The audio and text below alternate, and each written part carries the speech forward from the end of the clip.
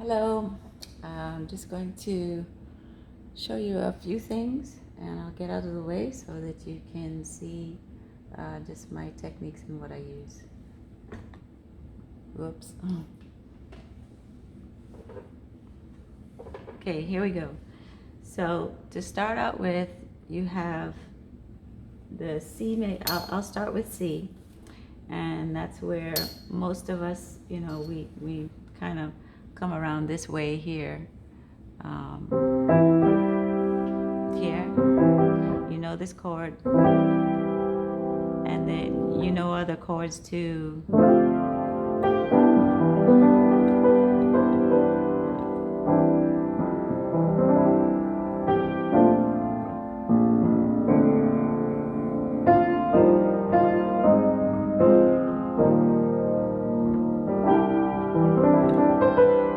Okay, that's playing chords and everything. But to break it down, when you're talking about classical, you go down to the basic, and that's playing scales, and this is what I mean. And if you hear any clicking, I just got my nails done, so sorry about that.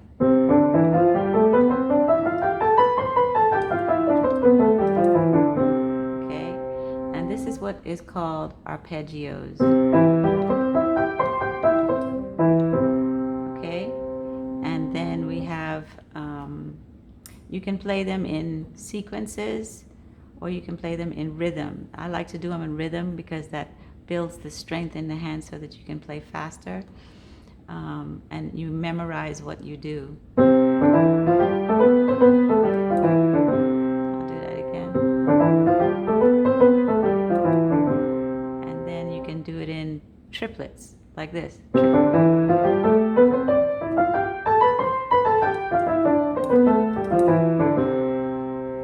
And arpeggios, you do the same thing in rhythm.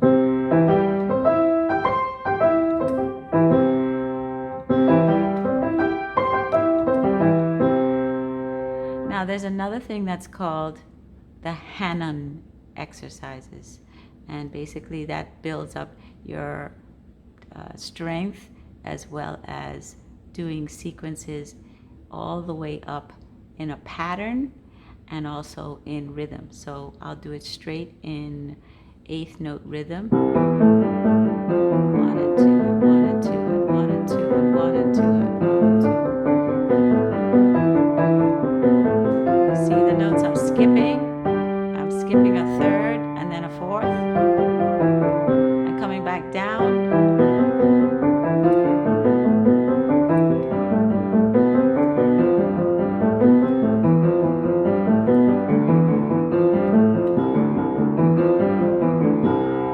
Regular way. Skip a third and go all the way. Skip a third, like that. And then you can do where you mix all of the sequences up like this.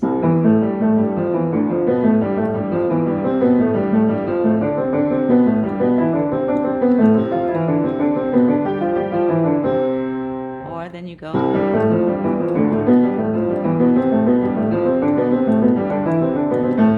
Or you do it in rhythm. Sorry. And that builds up your strength. The other thing too is just practicing trills. Like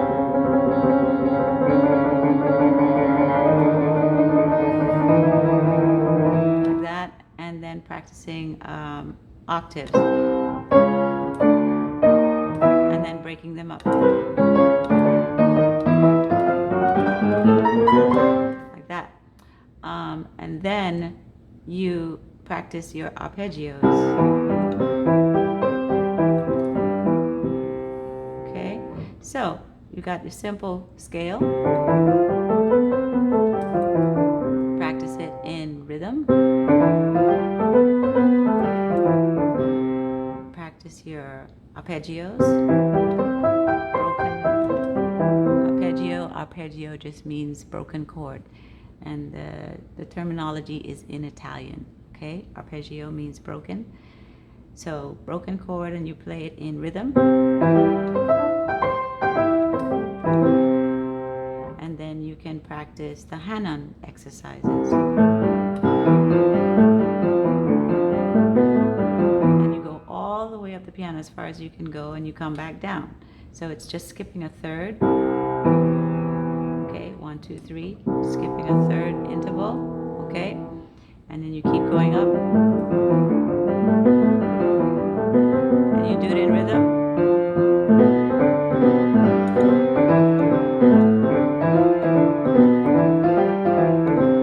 Okay. Next thing you know, as you form on the piano, you never ever want to play a keyboard. You never want to play a keyboard where your hand is kind of in this position, like this. You always want to keep your elbow right in line with the keyboard, and keep your wrist, you know, kind of straight. You don't want to play like you're like this, and you don't want to play like that either. So because the tendons go all through the arm.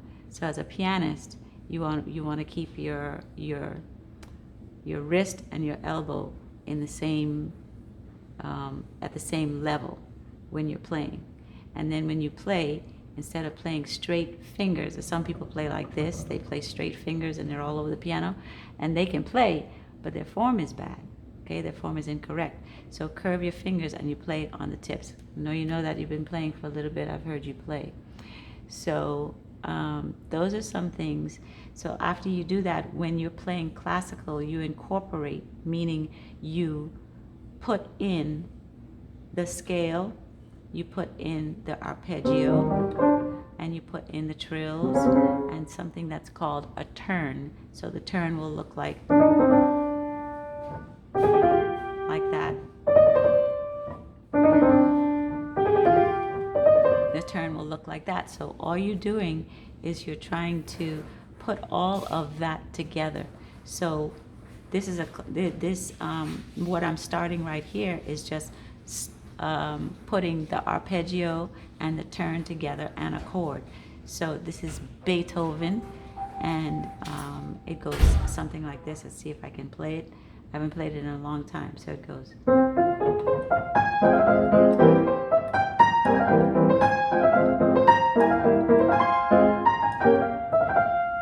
See, that was a turn. I'll do it again.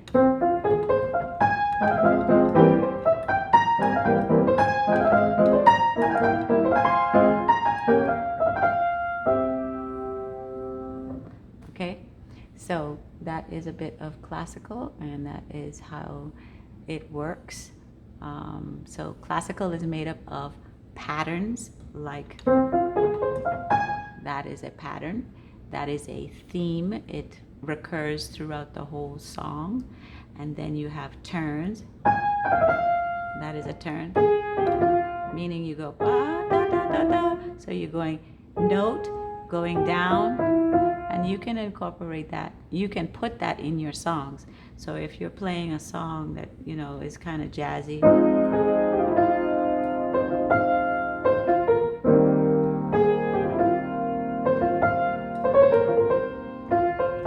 so those things you can take and put inside your songs, which you do, right? Maybe you're doing that naturally already, but classical is very, very structured. It's very ordered. So I hope that was helpful.